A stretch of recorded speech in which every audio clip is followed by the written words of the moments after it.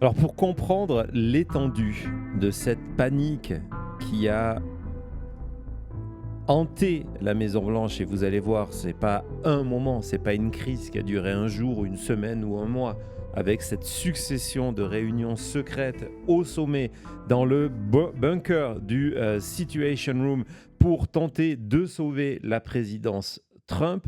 Euh, En fait, pour résumer tout ça, il y a le choix des mots. Le New York Times, vous le savez, hein, c'est souvent, on reproche d'ailleurs, ils utilisent rarement du vocabulaire frontal. Mmh. Hein, on est plutôt sur des manières un petit peu diplomatiques de mettre en avant certaines dérives de Donald Trump. Et là, on va voir le titre de l'article, donc qui reprend les meilleures pages et les extraits du livre consacré à l'affaire Epstein. On nous parle de freak out. Freak out, c'est le terme, on peut le traduire par panique, mais même le mot Ah, c'est panique, à mon passé. avis, n'est pas assez fort, C'est hein, de flippé. nous expliquer qu'on est en train de flipper complètement. Ouais, c'est exactement ça. Et que donc, on est dans cette situation-là et qu'il va y avoir cette succession de meetings, donc de Mmh. réunions plurielles, parce que on n'arrive pas à se sortir d'un scandale. Et pourquoi on n'arrive pas à sortir ce scandale? Parce que le scandale, le sujet du scandale, c'est Donald Trump lui-même. Vous Quelle verrez à un intro. moment dans l'article, il y a une ou deux révélations de choses que l'on ne connaît toujours pas, de documents qui n'ont toujours pas été sortis. Ils en parlent ouvertement. Vous allez comprendre pourquoi on a freak out du côté de la Maison-Blanche et pourquoi, on verra ça en fin d'émission, l'affaire Epstein continue. Alors, on a vu tout à l'heure les pubs sur l'inflation. Évidemment, c'est un des sujets les plus importants. Mais l'affaire Epstein continue à être un sujet dont Donald Trump ne veut pas entendre parler. Et donc, vous allez comprendre tout ça. Donc, on va commencer ce récit en revenant sur cette première réunion. On est le 17 juillet 2025. Donc, quand je vous disais un an, nous sommes le 10 juin, on est à 11 mois, on est à un mois près. Et à 6 heures de l'après-midi, donc 18 heures, il y a cette réunion, première réunion d'urgence. Et comme je vous le disais, j'adore le fait qu'il précise que The Situation Room, c'est The Secure Bunker, où la plupart où les discussions sur les les plus importantes décisions gouvernementales, les secrets, etc., sont discutés. Là où Barack Obama a suivi l'opération qui a terminé par la mort de Ben Laden, bah, on se réunit dans ce lieu hautement symbolique. Et le fait qu'on ait choisi ce lieu-là parce que aussi ça permet de ne pas avoir, ils ont raté pour le coup, d'oreilles indiscrètes. Les Ouais. téléphones sont interdits, les ordinateurs sont interdits, etc. etc. On se dit, bah là on est tranquille, on va pouvoir parler du sujet le plus brûlant de la présidence Trump. Non, non, c'est pas l'Iran, c'est pas une menace terroriste. Non, c'est l'affaire Epstein. Et pourquoi l'affaire Epstein? Parce qu'elle implique directement Donald Trump. Donc, dans cette réunion au sommet du 17 juillet, on voit que, je vous ai expliqué, il n'y a pas Donald Trump. L'idée, c'est de protéger le président, dire non, non, je n'ai pas commis un acte qui fait que je suis automatiquement impeachable, donc Ouais. automatiquement on peut me destituer. Je n'ai pas été impliqué directement. C'est pour ça qu'on ne le fait pas venir. Alors évidemment, il y a peut-être après le comportement de Donald Trump, mais la principale raison, c'est pour protéger Donald Trump parce que l'on sait que l'on va parler non seulement de secrets du dossier Epstein, hein, il n'y a rien qui est sorti à ce moment-là, et que surtout, on va discuter dans la manière dont on va étouffer la vérité. Donc, on ne peut pas avoir Donald Trump. Le reste ils vont prendre des risques en disant que peut-être ils ont suivi des ordres, etc., etc. Je n'en sais rien, mais en tout cas, on met Trump de De côté. côté.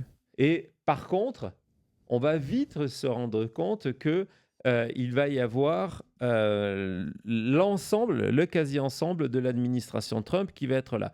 Le point de départ de ce mémo, le point de départ de cette réunion, c'est le mémo qui est sorti. Ces 2 pages, on va rentrer un peu plus tard dans les coulisses de ces 2 pages complètement folles.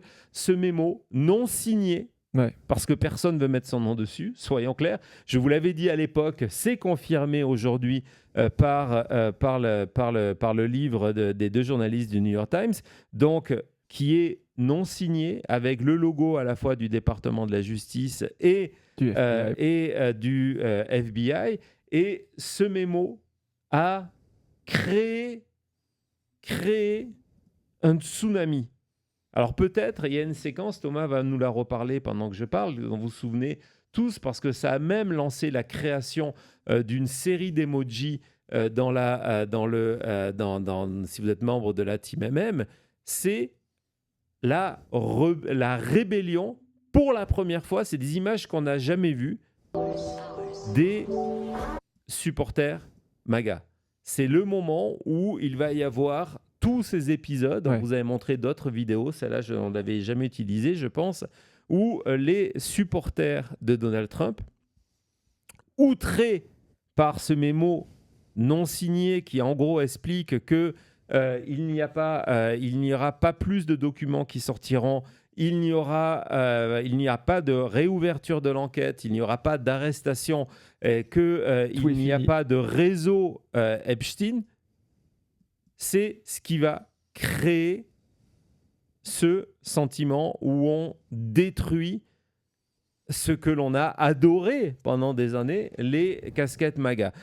À tel point, alors ça c'est un aspect, au même moment on va le voir, il y a ce turning point, cette réunion présidée par Charlie Kirk, on est avant son décès, qui va tourner en espèce de happening où on va demander la démission de Pam Bondi, où certaines personnes qui sont présentes vont faire une rupture dans le mouvement MAGA en disant « Moi, c'est pas MAGA, je suis America First, je ne soutiens pas Donald Trump ». On va voir des personnalités vraiment à extrême droite comme Nick Fuentes faire des vidéos en expliquant que Donald Trump vient de les trahir parce qu'il est lui-même dans le dossier MAGA. Les élus MAGA sont submergés d'appels en leur disant « C'est quoi cette histoire ? L'affaire Epstein, vous êtes Deep State, etc. etc. » Et on va brûler les casquettes. Hein, tu t'en souviens, Cody, de ces vidéos ? Comment oublier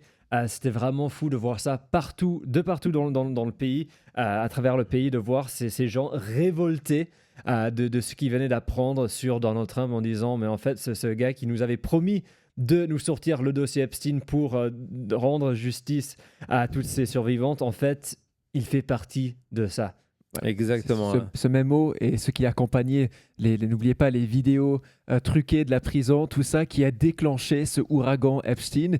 Et donc, c'est intéressant de voir que le contexte de ce rendez-vous secret avec le sommet de la Maison-Blanche au Situation Room vient quelques jours après ça. On est au milieu, vraiment, au début, mais là, on a l'impression que c'est le milieu de ce orage inarrêtable, puissant, Epstein. Oui, parce qu'en fait, en plus de ça, et c'est ce que racontent ensuite Maggie Haberman et Jonathan Swam, c'est qu'on est en plein au milieu de l'ouragan et ça va devenir pire. Oui. Pourquoi ? Parce que l'on sait, depuis quelques jours, il y a eu des appels entre la Maison-Blanche et le Wall Street Journal, que le Wall Street Journal va sortir un article qui va démontrer que Donald Trump était vraiment proche de Jeffrey Epstein.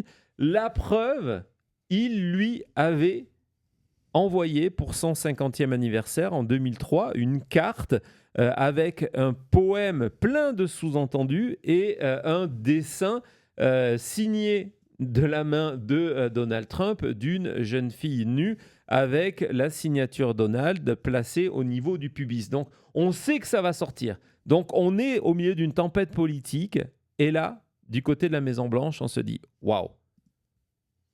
On va rentrer. Tout à l'heure, on parlait, j'ai vu passer, je crois que c'était Karina qui nous parlait de Trump-tanique. on va se taper l'iceberg. On était au milieu d'une tempête qui secouait pas mal, qui va obliger Donald Trump à intervenir directement pour venir faire la leçon de morale à Charlie Kirk et lui interdire de continuer à parler de l'affaire Epstein. Donc c'est déjà, on est déjà très très haut dans le niveau de la crise présidentielle. On sait que Donald Trump a une majorité extrêmement fragile, contrairement aux résultats qui ont été mis en avant de son élection de 2026. On sait qu'il a une fragilité, il a une majorité fragile parce que une partie de son électorat, on va en reparler un petit peu plus tard, ce sont des électeurs qui ne votent pas d'habitude. Et ces électeurs qui ne votent pas d'habitude, comme les jeunes garçons, ce sont des gens que c'est eux les plus faciles du coup à se remettre dans l'opposition. Ils n'ont pas un attachement comme la base de Trump a un attachement fort à Donald Trump. Et là, si en plus la base est touchée, c'est une catastrophe. Et ça, c'est avant donc cette information que le Wall Street Journal va sortir son scoop. Et là, on dit, bon, OK, il faut qu'on éteigne l'incendie parce que sinon, le navire va couler, il va tous nous entraîner, et en tête, Donald Trump, parce que Donald Trump est directement nommé dans le dossier Epstein. Vas-y, Thomas. Et c'est J.D. Vance qui dit ça. Regarde, qui lance là, avec une citation directe en disant « C'est un problème énorme. This is a huge problem. » Ouais, alors ce qui est intéressant, c'est que J.D. Vance va être en coulisses avant que justement on reprenne tout ça du côté de Todd Blanche, va être en coulisses celui qui va mener la résistance à cette crise qui arrive. Mais lui, vous allez voir toutes ces solutions. Les solutions de Vance ont deux, à chaque fois en deux directions. Un, de se dire on sort tout, même si ça doit embarrasser Trump. Et la deuxième chose, c'est de se dire mais c'est moi qui le fais. Donc je me mets en avant. Donc ça, c'est un point. Avant de continuer sur Vance, je voudrais juste vous dire ça, parce que sinon je vais l'oublier. Quand j'ai terminé de préparer cette émission et que j'ai vite, vous savez comment, je vous ai expliqué qu'en tant que journaliste d'enquête, il y a un outil que je trouve extrêmement efficace qui est celui de la chronologie. J'ai rapidement vérifié certaines dates en utilisant le livre et d'autres déclarations de Trump qui étaient soit publiques, soit des fuites qui venaient de la Maison-Blanche, donc de Trump lui-même vers les médias. Et je me suis rapidement rendu compte d'une chose, c'est juste une théorie pour l'instant, mais je veux vous la partager, c'est que le moment où Trump, publiquement, commence à douter de J.D. Vance comme son héritier politique et va mettre en avant Rubio. Rubio ne participe à aucune de ces réunions.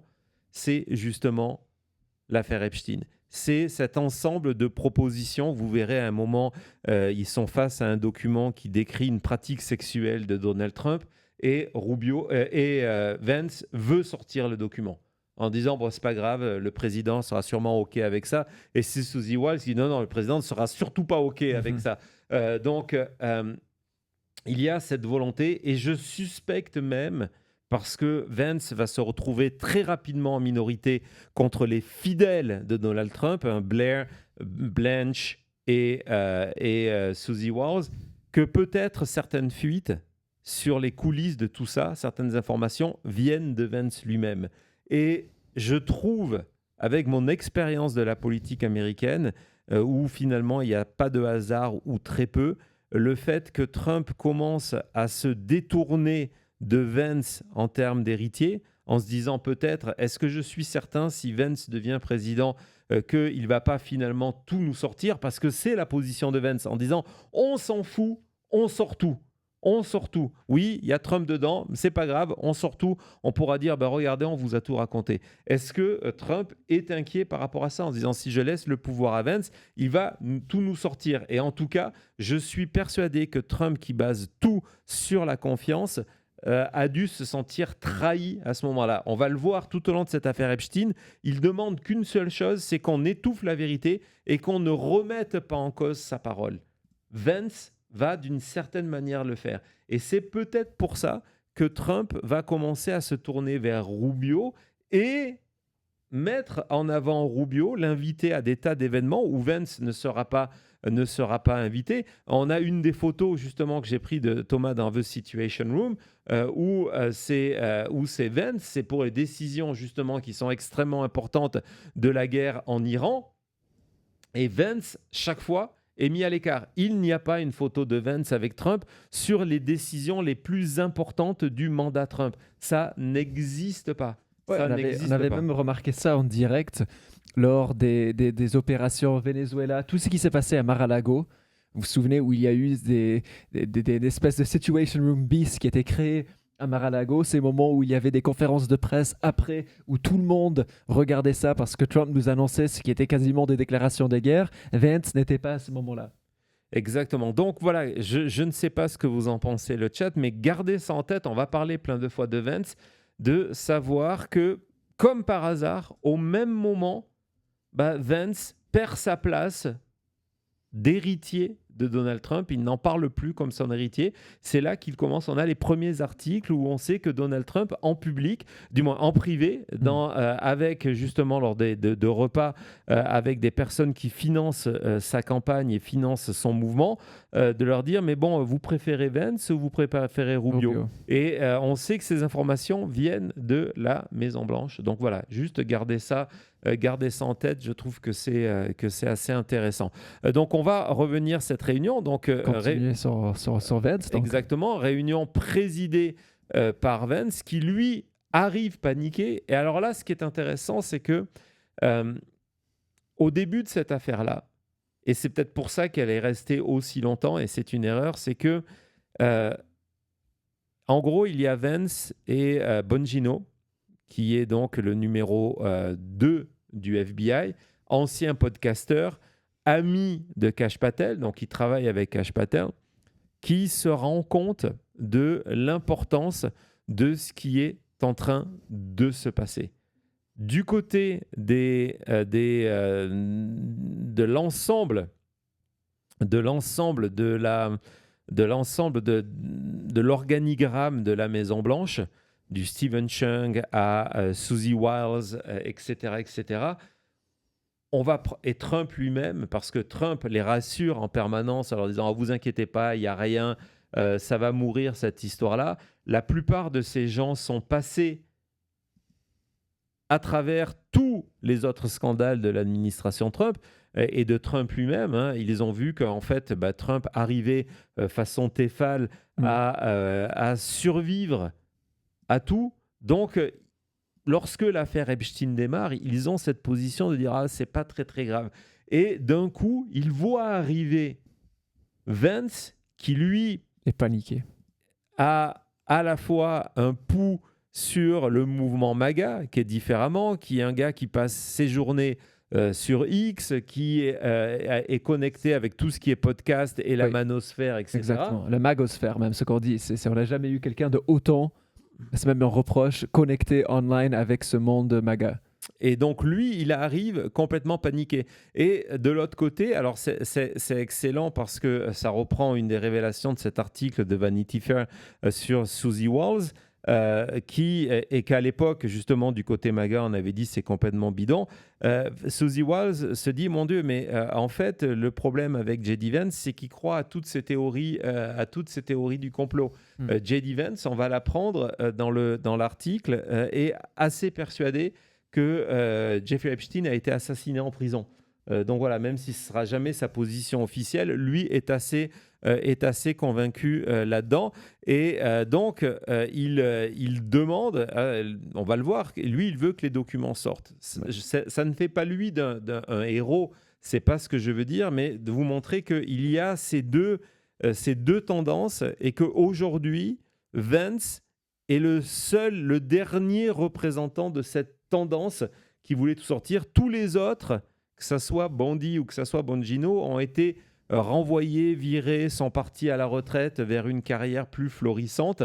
Mais donc voilà. Donc vas-y, continuons Thomas. Regardez Vance, les idées qu'il avait aussi à ce moment-là. Oui. Alors, première solution, imaginez la chose. Et c'est là qu'on voit que cette idée va germer. La première chose que propose Vance, première idée, c'est de se dire, OK, ce qu'on va faire, on va demander à Tucker Carlson, on va donner l'autorisation à Tucker Carlson. Donc, on voit déjà les relais de Vance. On se tourne vers son Tucker réflexe, Carlson, c'est ça, ouais. les America First. On ne dit pas on va aller sur Fox News. Non. On va utiliser Tucker Carlson. On va lui l'autoriser à faire une interview avec Ghislaine Maxwell en prison. Vous imaginez la chose. Où, évidemment, Ghislaine Maxwell dira que Trump n'y est pour rien, n'a rien fait de mal avec Epstein, et donc forcément, ça va aider le président. C'est sa première idée à J.D. Vance. Évidemment, elle va être recyclée, ça va être Todd Blanche qui va faire ça, on va y revenir, mais c'est intéressant de voir que dès le début, on se dit, OK, ce qu'on va faire, c'est utiliser Ghislaine Maxwell. Ouais. Et où c'est intéressant, c'est que, je vous rappelle, la réunion, elle est motivée parce qu'on sait qu'il y a cet article du Wall Street Journal qui va sortir. Et le Wall Street Journal, on estime que c'est Maxwell qui a fourni, pour faire pression sur l'administration Trump par rapport à ses conditions de prison, qui a fourni l'information au Wall Street Journal. Donc, c'est assez intéressant que tout de suite, le premier réflexe... Ouais. Pour moi, c'est une preuve qu'on sait que ça vient de chez Maxwell parce qu'on n'essaye pas de trouver d'autres solutions. OK, les documents viennent de Maxwell. OK, on va faire venir Maxwell. On va la faire interviewer par Tucker Carlson. Et en échange, il va se passer des choses. Ça c'est en juillet 2025 où on parle déjà de OK, il faut faire venir Maxwell. Donc, Vance dit aussi que lui, il est persuadé qu'il faut anticiper. C'est la théorie du sparadrap qui va être évoquée un peu plus tard par Dan Bongino en disant le Congrès va nous forcer à sortir les documents. Et donc, ce qui est intéressant, c'est ce qui prouve que ces gens qui sont au pouvoir savent très bien comment marche le Congrès et ont peur du Congrès. Oui. Ils ont peur du Congrès. Comment il fonctionne. Leur seul avantage aujourd'hui, c'est que exactement... C'est que en ce moment, le Congrès, là, il se réveille, mais on avait l'impression que pendant la première année de Trump, le Congrès était paralysé et ne travaillait pas à ses fonctions. Mais on voit que Vance a eu peur de ça en se disant qu'il a raison, que le Congrès, à un moment ou un autre, allait nous obliger à sortir les dossiers et que donc ce serait mieux d'arracher ce problème maintenant, et de sortir maintenant que de laisser ça traîner jusqu'au point où nous sommes obligés par le Congrès de tout donner. Ouais, donc c'est très intéressant, comme Thomas vient de vous le dire, on est en juillet 2025, et donc c'est un rappel aussi que si le Congrès avait un peu plus de courage, était un petit peu moins corrompu pour certains, résultat de ça, on a manière de faire plier Trump. C'était ça. Et d'ailleurs, on va voir tous les efforts vers le Congrès. Non seulement, on ne va pas le développer ici, les efforts vers Mike Johnson. On a vu son refus de faire signer, de faire passer la loi, son refus d'installer Adelita comme congresswoman, comme élue de la Chambre des représentants. On va voir comment ils ont utilisé le Congrès et entre autres le Oversight Committee pour essayer de trouver des portes de secours pour gagner du temps et pour mentir au peuple américain. Wow. Non, c'est l'histoire d'un cover-up. C'est l'histoire Absolument. d'un cover-up. Vance, et c'est ça qui a dû faire peur à Donald Trump, parce que Suzy Wiles était en mission de après raconter tout à Donald Trump.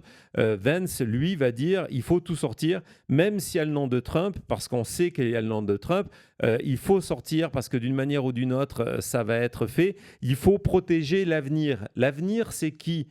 C'est pas Trump. Vite, quand on est paranoïaque comme Trump, et que notre seule crainte, c'est des gens qui vont vous faire de l'ombre et vous prennent le pouvoir. On sait qu'il avait choisi Mike Pence pour différentes raisons, mais il avait choisi Mike Pence comme vice-président parce qu'il savait que Mike Pence ne lui ferait jamais de l'ombre. Non. Et là, on a quelqu'un qui dit, ben voilà, même s'il faut sacrifier le président Trump, il faut sauver le mouvement America First, il faut sauver MAGA, il faut penser à l'avenir. L'avenir, c'est J.D. Vance. Et c'est J.D. Vance qui dit ça. C'est pour ça qu'on revient à ma théorie Il est à de la dire tête que... du Situation Room Oui. en train de dire voilà, il faut protéger l'avenir, tellement que c'est pas que les documents qu'on a sur Trump, c'est que même, regardez ça, les allegations, les théories, les anecdotes qui ne sont pas prouvées, on sort tout. On sort tout. Et ce qui est intéressant, ça veut dire que J.D. Vance est au courant du contenu du dossier, du dossier Trump. Et donc, voilà, comme je vous le disais tout à l'heure, c'est au même moment que Trump commence à dire J.D. Vance, ouais, non, je l'aime beaucoup, mais le petit Marco, là, Ouais. c'est Je l'aime mieux. Ouais, je l'aime mieux. Non, vraiment, c'est très intéressant. Marco Rubio assiste à aucune de ces réunions. En tout cas, pas prouvée par Maggie Haberman et Jonathan Swan. Vas-y, on continue. Ah, je vous ai dit, hein, c'est vraiment fou. exceptionnel. Et donc, c'est un moment qui est extrêmement important parce que c'est un moment où il y a un shift. Nous sommes en juillet. L'affaire Epstein a commencé depuis le mois de février avec la déclaration de Pam Bondi je crois qu'on est le 21 février. Le 21 février, c'est Pam Bondi qui est sur le plateau de Fox News. On va revoir la vidéo, Thomas. Elle explique qu'elle a le dossier sur son bureau. Tiens, on va l'écouter. Vas-y. You know what I really love? I love the inflation. The DOJ may be releasing the list of Jeffrey Epstein's clients. Will that really happen? It's sitting on my desk right now to review. That's been a directive by President Trump. I'm reviewing that. I'm reviewing JFK files, MLK files. That's all in the process of being reviewed because that was done at the directive of the president from all of these agencies. So have you seen anything that you said, oh my gosh? Not yet. Okay. Well, we'll check back with you. Voilà, donc ça, c'est le 21 février. Le 27 février, il y a un moment encore plus fou. Donc, on est au résultat de tout ça, qui est la venue des influenceurs. On va raconter dans quelques minutes le contexte de cette visite-là. On s'en rappelle, là. Ils sortent tous du bureau de Pam Bondi avec le sourire, la casquette regardez, et on est à la Maison Blanche. Avec la casquette et avec le dossier Epstein. Donc, pendant des mois, jusqu'à la publication du mémo, les responsables de la communication sur l'affaire Epstein, c'est Pam Bondi et c'est Kash Patel, Don Bongino. Hein, ce sont à peu près ce trio qui va imploser en vol. Vous allez voir ça. Et du côté de la Maison-Blanche, du côté de Susie Wiles et de James Byrd, qui maintenant est en charge de la campagne pour les midterms de novembre prochain. Abonnez-vous, cliquez sur la sonnerie de notification. De leur côté, on avait laissé faire ça. C'était un petit peu les enfants et leur théorie du complot, c'est pas très sérieux, etc. Donc, c'était pas là, un problème. C'était pas leur problème. Et là, on est, excusez-moi le terme, dans la merde. Jusqu'au cou.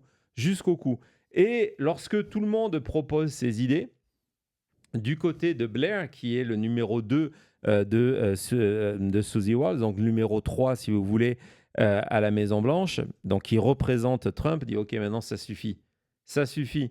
Hein, c'est votre stratégie de communication qui nous a mis là. » Donc, on voit déjà cette espèce de faille qui est en train de se créer entre le cercle de Trump, qui va faire front et qui va tout organiser, et les autres autour en disant mais c'est vous là les amateurs, c'est le cirque, hein, c'est Kash Patel, c'est Pam Bondi qui va prendre le plus, et c'est complètement fou de se dire, parce que Donald Trump savait que s'il virait Pam Bondi, c'était la confirmation qu'il y avait un énorme secret. Donc c'est ce qui a sauvé Pam Bondi pendant 6 mois, parce que à ce moment-là, on est en juillet dernier, tout le le monde veut virer Pam Bondi. Les MAGA veulent virer Pam Bondi. La Cash Maison Patel Blanche. veut virer Pam Bondi. Dan Bongino veut virer Pam Bondi. Susie Walz veut virer Pam Bondi. J.D. Vance veut virer Pam Bondi. Et c'est Trump qui dit non. Parce qu'il sait que si à ce moment-là, il le fait, ça va ramener encore plus l'affaire Epstein sur lui.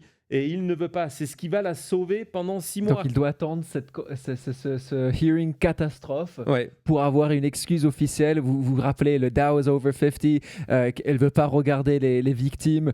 Tout ça pour avoir une excuse officielle pour la virer. Non, parce qu'il se dit que là, on est dans la situation où on n'a plus d'autre choix. Mais à ce moment-là, on estime que toutes les personnes qui sont impliquées, alors c'est peut-être profondément injuste. Pam Bondi dit non, mais c'est pas moi, c'est Todd Blanche, etc. Il y a ce côté où on se renvoie un petit peu la balle au bon, mais la réalité, c'est que tout le monde estime que on est dans une situation catastrophique à cause de Pam Bondi. Pam Bondi qui est motivée pour différentes raisons. Elle veut faire parler d'elle-même. On va voir comment cette réunion du 27 se passe. C'est complètement fou. Et la deuxième raison, c'est que elle est persuadée, c'est souvent le risque lorsqu'on est un soldat aveugle, que tout ce qu'elle fait, en fait, c'est de remplir ce que Trump, d'ailleurs, on l'a entendu dans sa déclaration, elle explique qu'elle a le dossier sur son bureau et la situation la citation est extrêmement courte et 2 fois elle va dire tout ça c'est la demande de Donald Trump. Elle a cru au mensonge, elle a cru au délire du président le plus transparent. Et donc, on a ce sentiment, quand on lit les extraits, de se dire, en fait, elle va jouer cette carte à fond en disant non, mais Donald Trump a dit qu'il voulait être transparent, donc on va être transparent, on va tout sortir jusqu'au jour où il y a le tri qui est fait, il y a le rapport qui arrive. Et on leur dit, le problème, c'est que Donald Trump, Mar-a-Lago et sa famille sont cités au moins 38 000 fois dans le dossier. Et là, c'est trop tard. C'est trop tard parce qu'on a déjà fait tous ces efforts de communication. On a fait venir les influenceurs MAGA qui étaient là avec leur téléphone en live depuis la Maison-Blanche en disant voilà, ça arrive. C'était une innocente en fait. Bondi était naïf à fond à se dire ok, mais voilà, avec le sourire. Et après, elle s'est pris cette claque de réalité. Ouais, elle s'est pris, comme tu dis, elle s'est pris cette carte de réalité. Merci Nathalie, si c'est passionnant, je suis heureux de le lire. Cette photo me fait... Je ne devrais pas rigoler, mais quand on regardait là, ils disent « Ok, j'ai la première partie du dossier Epstein. Pensez à la bibliothèque qu'on a vue à New York qui montrait la réalité de ce qui est sorti du dossier Epstein. » Comme vous voyez, les volumes, ensuite, les volumes.